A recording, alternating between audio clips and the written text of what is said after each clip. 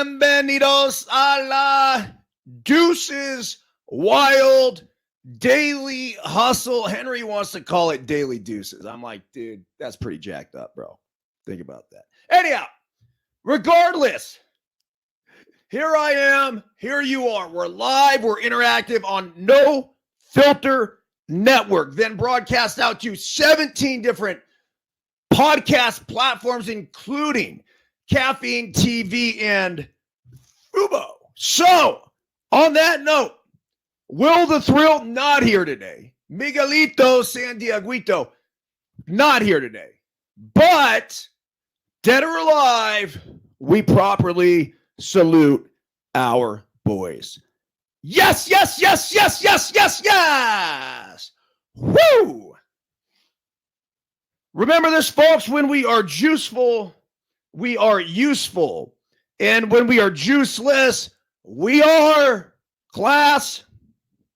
That's right. John Emmanuel Ramos Henderson, Makati City, says we're fucking useless. A very pleasant good morning to each and every one of you on this 27th day of October 2023.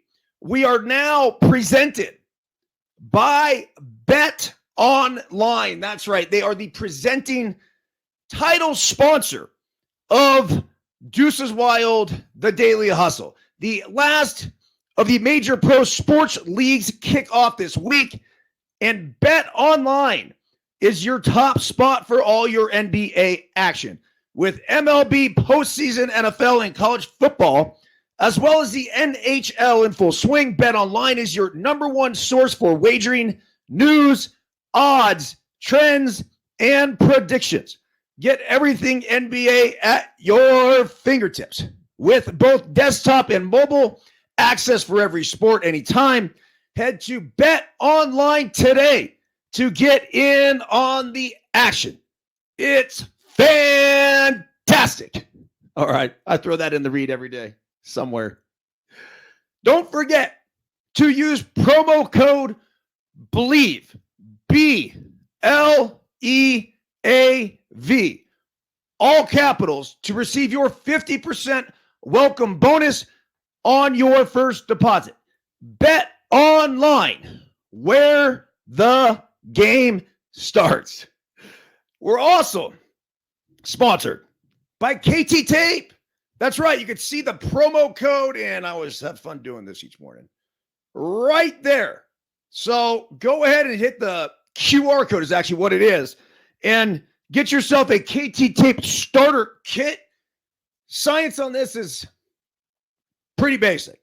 It lifts the skin up. It promotes blood flow to the area. It decreases inflammation, and it promotes healing. It's not hard. They have these skin prep wipes for the KT tape. We have the Pro Oxygen tape right here. The blister prevention, but do not forget about the chafe safe. Keep your package tight, keep it neat, keep it chafe free. Lastly here, our proud partners at Verge. Go see Jory and the boys over at Verge. It is awesome shit. There's no other way to put it. So I hit one of these in the morning. I hit one in the afternoon. This is what works for me. The amount that you consume is probably up to you, but it is a product that has cannabis in it. It also has ginger and lemon, and it's just fucking good. It helps me with my ADHD, helps me focus, keeps me dialed in. So I figured I would share a shot with you guys here this morning. This one's got honey in it. And so for as much as I'm yapping away, talking to myself for 47 minutes every single morning here on the Daily Hustle, this gives it that soothing sensation. Go to tryverge.com, and thank you, Jory, for providing us with product that we are very grateful for, and it is very beneficial. Okay, so today's Daily Hustle, I'm going to pull it up over here. Really cool. I was running laps yesterday around a track. I actually wasn't. I was walking, hiking. So that's how I do all my riding. I essentially will do it either a slow jog like this, phone in hand, or I'll walk / hike. So when I'm downstairs on the treadmill in the morning, I'll usually get anywhere between 5 and 9 miles in of hiking at 2 to 4 incline, 4 to 4.5 miles per hour. And I'm able to do research on the phone if need be. But most importantly, organize the daily hustle, electronic email communication and whatnot. But today's daily hustle was a history lesson. I started doing all this research on the World Series. How and why, I don't know. Because I know the World Series, this is going to be the 119th edition. And I saw that. I'm like, okay. I knew there was something up, though, with the World Series, where there's the old World Series and then the new World Series, the modern day World Series. And I remember 1903 being that first modern day World Series. So I wanted to know, what the fuck happened before that? Well, of course, I dig into Wikipedia yesterday and put together this email that is a cool history lesson for all of us. And the great thing about history, and one of the reasons why I was a history major, it's not just about the story of the past. I was bonking my nose on the microphone. It's about learning from the past, both the successes and failures of those who came before us. So as a sport even, I truly believe that we all can learn from the great things that baseball taught us and brought to us, but also we can understand how not to repeat the same mistakes. That is a concept and idea of history. That's why I'm a big history buff. So here we go. Buenos dias. Today is October 27, 2023. The 119th edition of the World Series begins tonight at 5 p.m. when the Arizona Diamondbacks travel to Arlington to take on the Texas Rangers. So figured to be a good time to brush up on our World Series history. Professional baseball in the United States can be traced back to the American Association created in 1857. Between 1857 and 1883, the team that was crowned champion was simply the team with the best overall record, and there was no postseason series played. A version of the National League was formed in 1876, and from 1884 to 1890, the American Association champion played the National League champion in a series of games that ranged anywhere between 3 and 15 game series. In 1891, the American Association collapsed, leaving just one major league. So in 1892, they split the season and had the first half champion play the second half champ. That lasted just 1 year. Then in 1893, the pennant was awarded to the entire regular season winner, and they would play a series against the runner-up called the Temple Cup, as well as the Chronicle Telegraph Cup, which was played until 1900. In 1901, the American League was formed as an official second major league. So the leagues fought for players' rights. Because they were fighting for players' rights, there was no postseason in 1901 or 1902. However, in 1902, this is wild shit, man.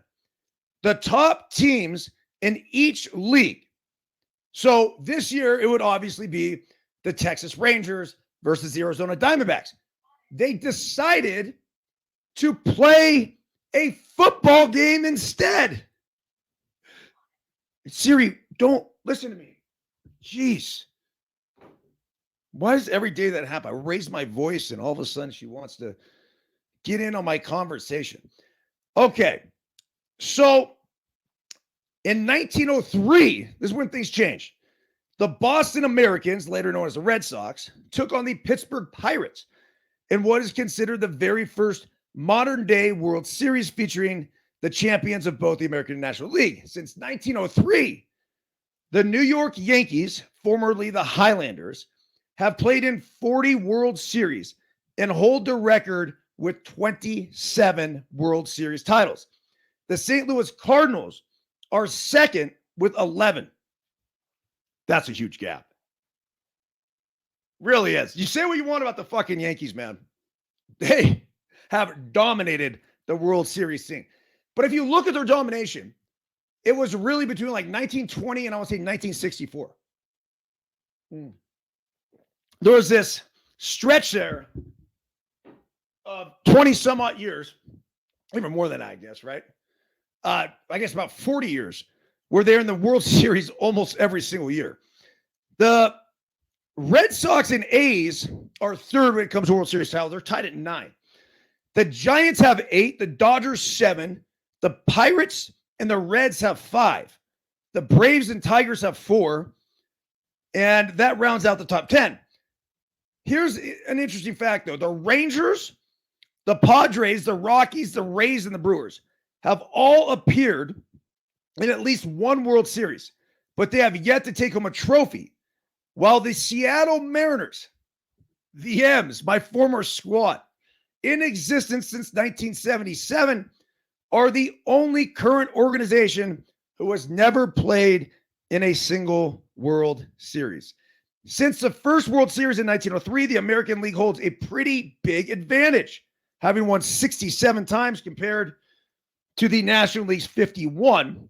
Now, this is a bit ironic, figuring Giants owner John T. Brush refused to allow his team to play in 1904 because he felt the newly formed American League was far inferior and his team had little to gain. John McGraw, New York's manager, took it a step further when he declared the Giants, quote, world champions because they played in, quote, the only real major league. So a lot of shit talking was happening. Since 1904, and that was the year the Giants wouldn't play. Now, here's something interesting, too, about that, is that the Giants, people were saying, were scared to play their crosstown rivals, which was the Highlanders, then later the Yankees. And for a long time in that season, the Highlanders were going to be the team that won the division or the American League. But eventually, Boston overtook them at the very end. So there's a lot of people that believe that the Giants actually would have played had it been Boston. But they were anticipating it being New York, so they took a very firm stand and said, nah, this ain't going to happen. So since 1904, the one exception being the 1994 strike year, the World Series has been played every single year, despite our country going through 2 world wars, the Great Depression, and 2 major global pandemics. It truly has been one of the very constants in our forever changing American society. Daily Hustle quote of the day: the best possible thing in baseball is winning the World Series. The second best thing is losing the World Series. Tommy Lasorda. Daily Hustle translation here for you. We as an American culture are consumed with winning. We constantly over-celebrate the winners and too often ridicule and bemoan the losers. Ricky Bobby once famously said, if you ain't first, you're last. Shake and bake, baby. As much as we typically agree with Ricky here in the Daily Hustle, he's a bit off on this one. Yes, striving to win a World Series or chasing a checker flag is commendable and exactly what we should be gunning for.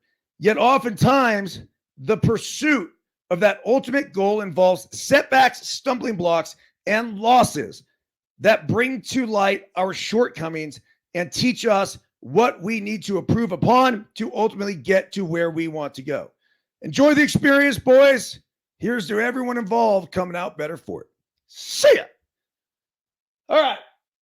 So there it is. The World Series.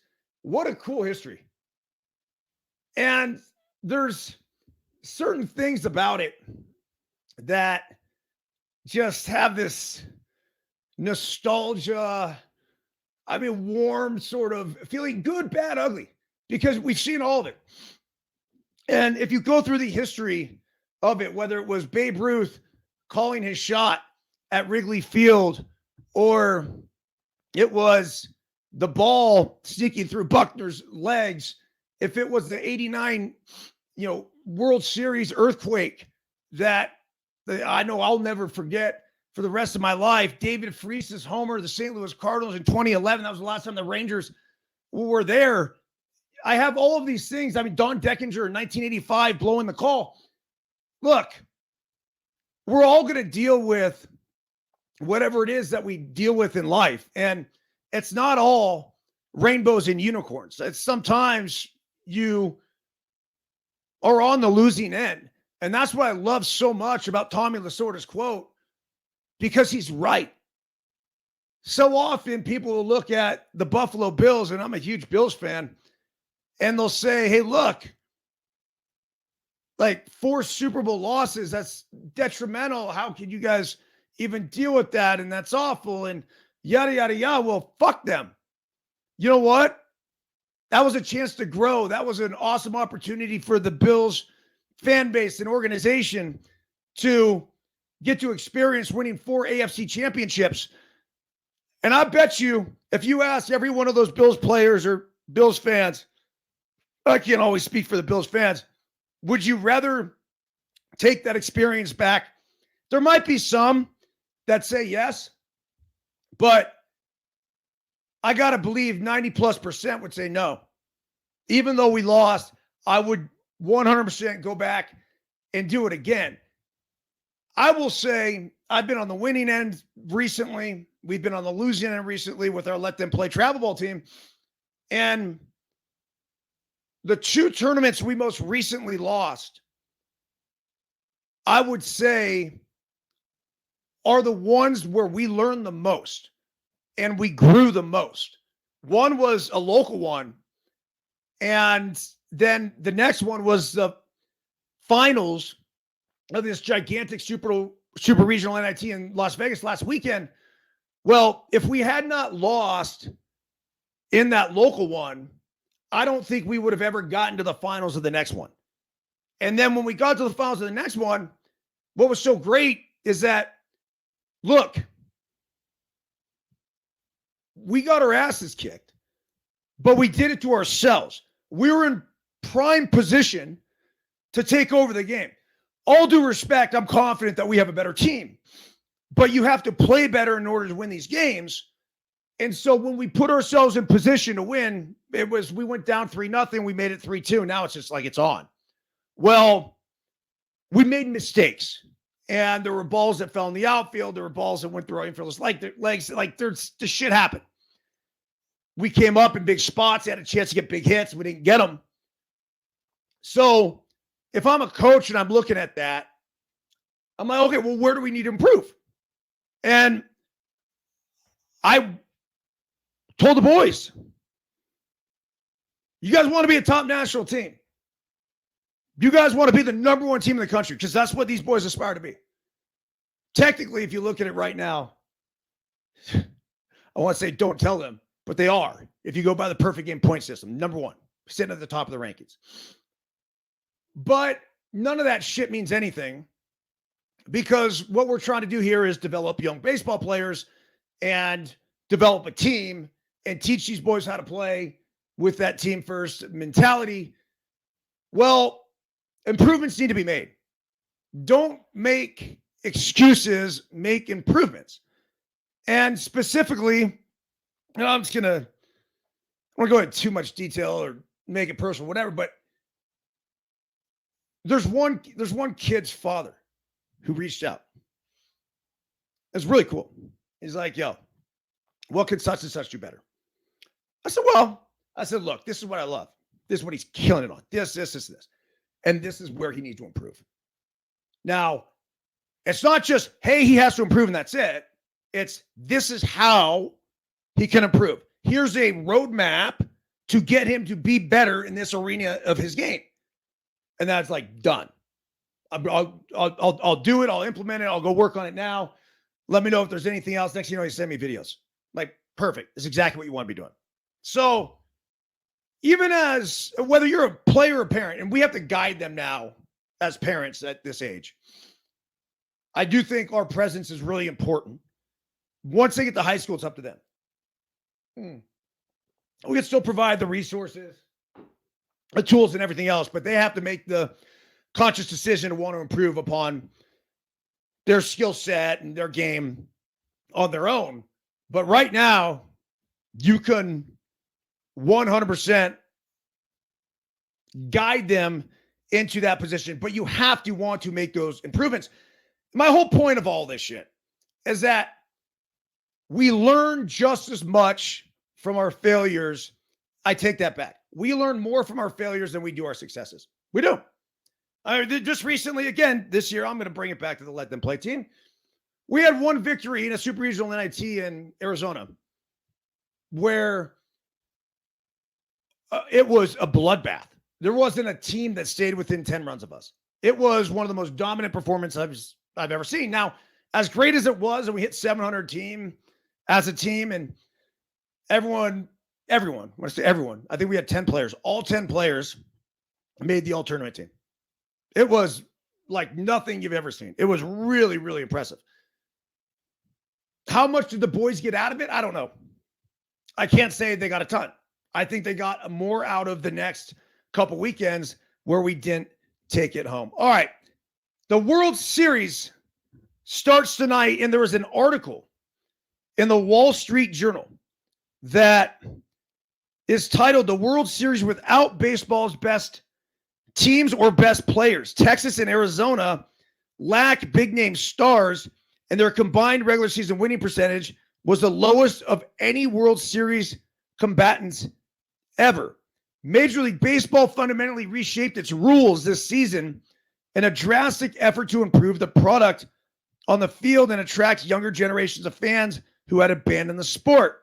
The changes largely worked. The once controversial pitch timer resulted in shorter and more action-packed games. Limiting pitcher pickoff throws led to a record 41% increase in stolen bases. Attendances climbed to their largest in 2017, reversing years of decline that started even before the pandemic disrupted the live entertainment market. Nearly 2/3 of teams saw their local television ratings rise, but as the Texas Rangers and Arizona Diamondbacks now prepare to square off in one of the unlikeliest World Series matchups in history, MLB must confront a problem that no new innovations can easily solve: how to convince people to pay attention to a fall classic that is almost entirely devoid of anybody recognizable on a national audience. If Shohei Ohtani, Aaron Judge, Bryce Harper, or Mookie Betts wanted to be at the World Series this year, they'd have to buy a ticket. Instead, the championship will be decided by the likes of Brandon Pfaadt, Leody Taveras, Josh Sabors, and Andrew Saalfrank. I mean, they just fucking picked the four most random names. Diamondbacks, Rangers, Diamondbacks, for those wondering. And yes, their names are spelled correctly. The name recognition headliners for this World Series begin with the Rangers pitcher Max Scherzer, a future Hall of Famer who at age 39 is approaching the end of his career. Texas also has shortstop Corey Seager, who earned the World Series MVP honors with the Los Angeles Dodgers in 2020, but is unusually low profile for a player of his caliber. The most well-known player on Arizona's roster is probably 38-year-old third baseman Evan Longoria, who is returning to the World Series for the first time since 2008. And there is more for his contributions as a veteran to the clubhouse.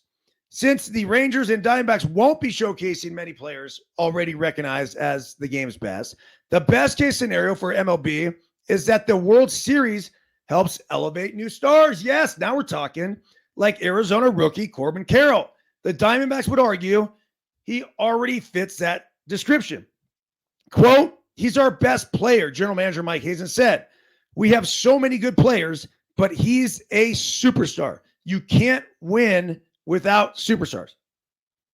Okay. And Hazen's right, because you cannot win without superstars in the sense that they play like superstars. You can win and this is probably ideal, with superstar type players that nobody knows about that go out there and play like superstars. So what I'm trying to say here is that best case scenario is that you have superstar players by the numbers, but not by the ego. That's what fucking wins. That's what the Arizona Diamondbacks are. That, in my opinion, is even what the Texas Rangers are. So you have these guys that are playing like superstars. Evan Carter is playing like a superstar. Does anybody have any idea outside of Arlington who Evan Carter is? Not really.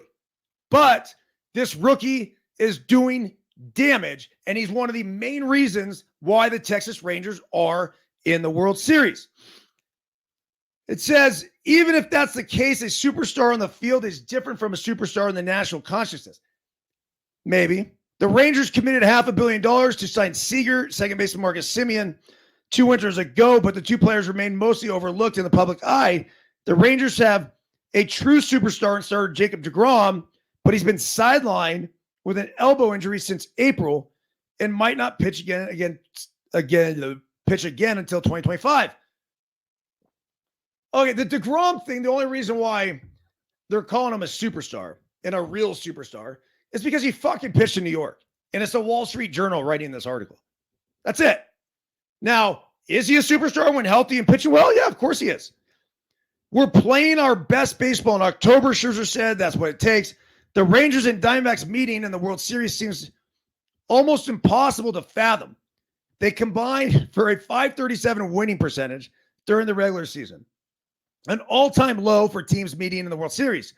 The distinction previously belonged to the 73 A's and New York Mets at .545. Texas dropped 8 straight at one point in August and nearly cost itself a spot in the playoffs. Arizona began the month with a 9-game losing streak and limped into October as the ultimate underdog. Back in spring training, one online sportsbook put the odds of the Rangers and Diamondbacks meeting in the World Series at, ready for this, 965 to 1. Holy shit, that would have been a bet. 965 to 1. Are you kidding me? Both clubs lost more than 100 games just 2 years ago. So we've gone over all of this. As the postseason unfolded, however, the Rangers and Diamondbacks kept winning. Texas swept Tampa and the Baltimore Orioles, the top two teams in the American League, before upsetting the defending champion Astros to clinch the pennant. Arizona dispatched the Brewers, which I thought they would do. The Los Angeles Dodgers, which I thought was going to be tough, and the red-hot Philadelphia Phillies, which they had a lot of shit break their way. I mean, that was it. It's all about getting hot at the right time, but make no mistake about it. Not only do you have to get hot, you got to be fucking lucky. And there was a lot of luck that went with both Arizona and the Texas Rangers. MLB views the parity of pedigree as a feature, a shining example that any organization can realistically compete for a championship regardless of the payroll. And that's what MLB wants. That's what I want. You want fan bases that show up in spring training going, yeah, this could be the year. By design, baseball's playoff format rewards the hottest teams, not necessarily the best teams. And the Rangers and Diamondbacks earn their place with how they perform. Rangers outfielder Adolis Garcia has emerged as a sensation after he set a postseason series record with 15 RBIs against the Astros. Damn. It's a lot. The Diamondbacks bullpen trio of Ryan Thompson, Kevin Ginkel, and Paul Sewald has dominated Harper, Trey Turner, Betts, and Freddie Freeman. Look, I did a whole thing, and I don't know if Henry's going to cut it up or not. I actually cut it up for him. I don't know if he's going to put it together. But this was about the Diamondbacks bullpen. They've been fucking fantastic. Kevin Ginkel is the only guy in that bullpen that is filthy, though. The fact that they've done it with a bunch of guys throwing 91 miles per hour. Ryan Thompson's a side armor. He throws 91. Paul Sewald's the closer that throws 91 four-seam fastballs at the top of the zone. He gets guys to swing and miss. It's incredible. Never seen anything like it. Very few players are capable of doing that. And it's all about perceived velocity. Perceived velocity, and hitters have to make an adjustment to be able to get on top of that ball.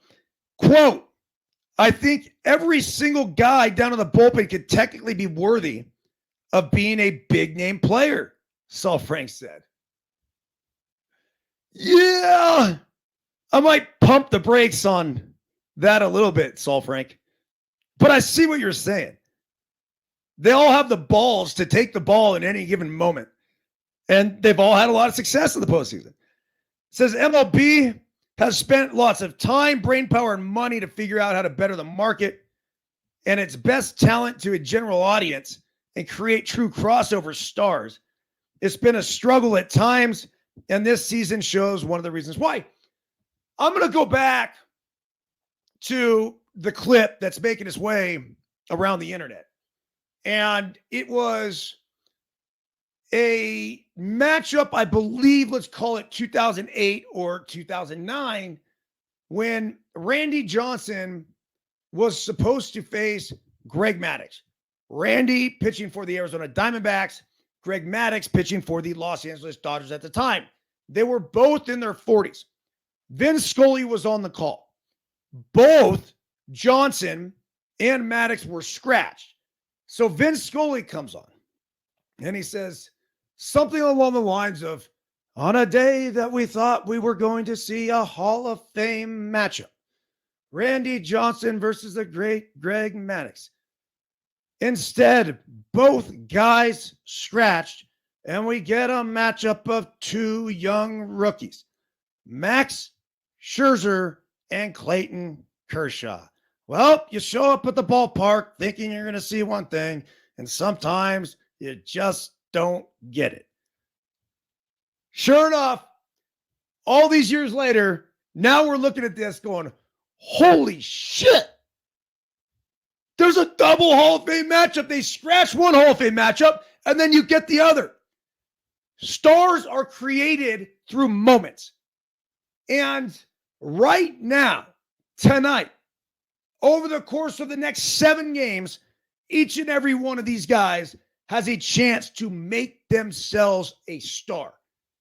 That's what we want. America roots for the underdog. So to give me an Aaron Judge now, yeah, I mean, would it be nice to have him and Mike Trout in the series? Of course it would. But nobody has any fucking idea how good Corbin Carroll is, and he gets to go on full display. Corey Seager, undercover superstar, full display. Marcus Semien, Bay Area guy, full display. Evan Carter, the rookie, full display. This is their chance to become superstars. Fat, whatever you want to call them. His chance to become a superstar. It says other sports don't face this issue in quite the same way. A top quarterback goes a long way towards ensuing success in the NFL playoffs. One or two superstars can propel a basketball team toward a title themselves. Baseball doesn't work like that, especially in the postseason, where randomness reigns. Case in point, Trout, the best player of his generation, has never won a single postseason game in his career. That's just fucking wild to think about. Not one. I mean, this is wild as thinking that the Mariners have never played in a single World Series. Few stars don't mean they aren't compelling storylines in this Texas-Arizona showdown. The Rangers, who came into existence as the Washington Senators in 1961 before moving to Arlington in 1972, are looking for the franchise's first championship. That's right. They're 0-3 so far.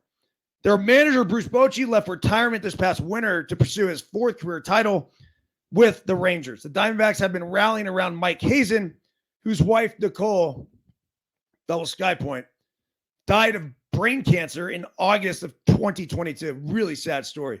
This World Series will also be the first opportunity for many people around the country to see Carroll play. He might not be a superstar yet, but he looks like a superstar in the making. Enjoy watching him now because, as the Rangers and Diamondbacks have shown, that doesn't mean he'll be in the World Series again anytime soon. That's true. It is very true. And it kind of got me a little bit when I was looking at the numbers. So we're going on our 119th World Series. The Yankees obviously have dominated that with 27. But outside of the Yankees, I was surprised at how few teams had multiple World Series championships. Cardinals did 11, and then after that, it was the Red Sox and the A's at 9. But, I mean, those aren't big numbers at all. You have the Giants with 8, the Dodgers with 7, the Reds and the Pirates at 5, Braves and Tigers with 4. And that's it. So, anyhow, it's going to be a fun matchup. I'm excited about it. And one of the reasons why is because you have Torey Lovullo, a UCLA guy, somebody that I wholeheartedly believe in. I had an opportunity to spend a lot of time with him in his office. A few years ago when I was calling a game for, I think it was YouTube. So, Torey Lovullo, by the way, he's not afraid to talk a little shit. And so he decided to let Mad Dog Chris Russo have it. He says to Chris Russo, as far as his retirement comments were concerned, a deal's a deal.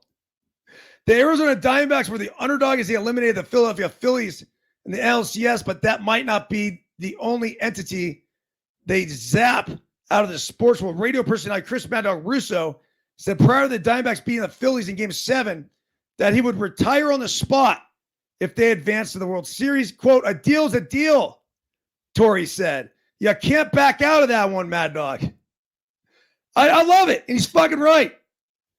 But, I mean, if you're Mad Dog, are you really going to retire? You got to do something.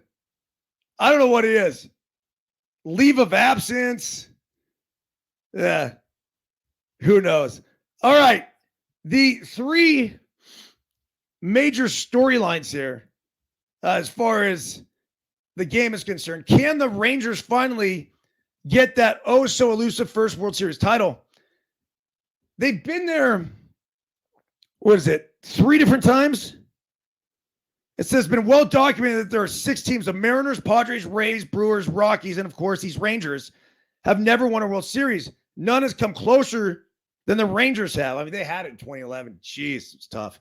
Texas got only 1 win, his first World Series appearance in 2010, notching a Game 3 victory behind Colby Lewis. Vladimir Guerrero was on that team, by the way. What a 3-4-5. It was Josh Hamilton, Vladimir Guerrero, and Nelson Cruz. Damn. The Rangers lost to the Giants, managed by Bruce Bochy, in 5 games, but they returned to the World Series a year later in 2011.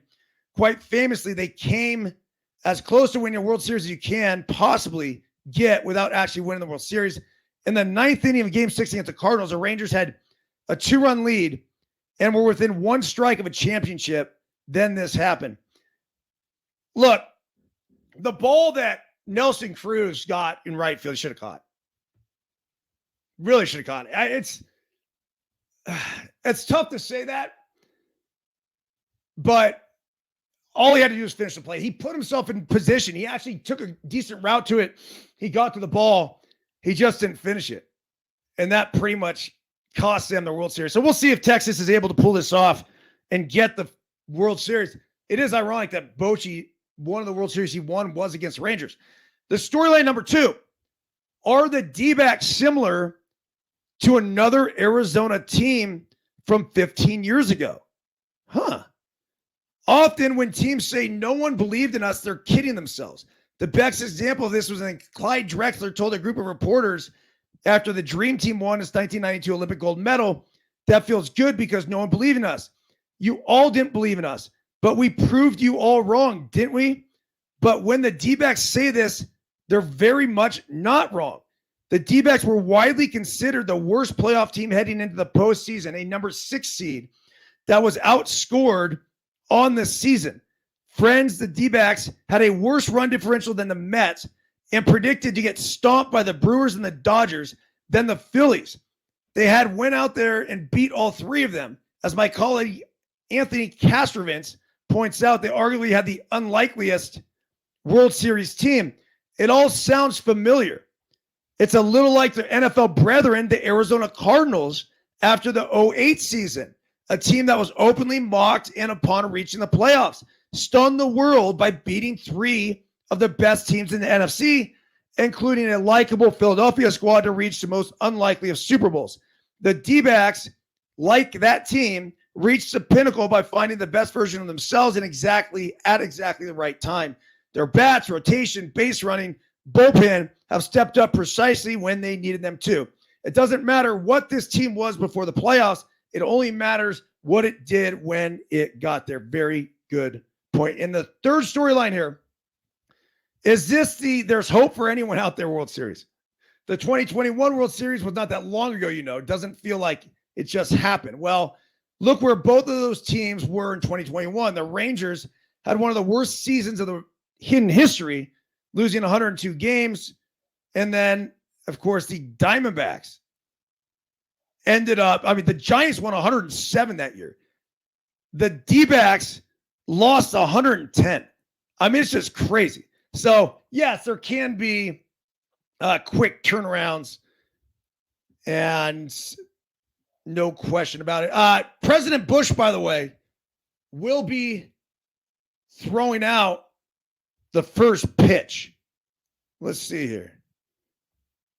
Former President George W. Bush, the former Rangers owner, will throw out the ceremony of first pitch before Texas plays Arizona Diamondbacks in the World Series on Friday night. So it's happening tonight. Bush, 77, head of the group that brought the Rangers from Eddie Chili's, who bought the Rangers. What a great name, Eddie Chili's. In 1988, and was general partner through 1994 when he stepped down as he prepared to become Texas governor. Bush was U.S. president from 01 to 09.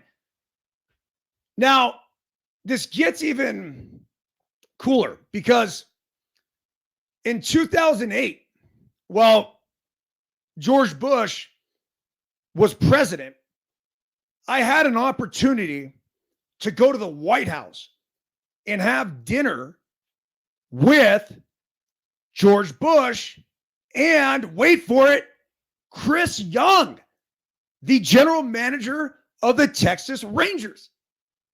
So the reunion tonight between those two, I got to believe they'll be talking about the dinner that I was at. Now, I get it. Most of you are thinking, how the fuck did they let you in the White House? Well, this is how.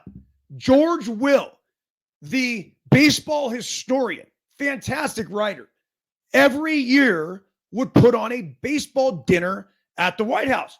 And President Bush and George would come up with the guest list. And they would invite 5 different people.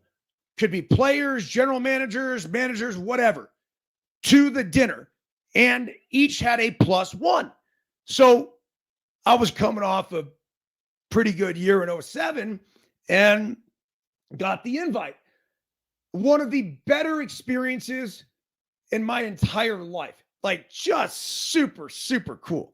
So to be there and to be a part of those conversations that I remember, I was sat directly across from I sat one over from the president, and Julio Franco's wife was in between us. It got to the point where I felt bad because President Bush was doing this, like leaning back behind Julio Franco's wife as we were conversating. And like anything else, you find common interest, right? And so we had just gotten done playing in the playoffs, and he was asking me about that series. We then got into steroids in baseball and tackled that whole thing. Congress was on a high horse at that point, trying to, I don't know what they were trying to do, like whether it was convict these guys of steroids or they ideally, look, some intervention had to happen. But the problem is that Major League Baseball had this most stringent drug testing policy put into place after, I think it was 02, 03. And then at that point, Congress just kept going and kept going and kept going. It's like, fuck, you guys going to stop and we're going to run the country? We have all these other issues and you guys are overconsumed with this steroid problem.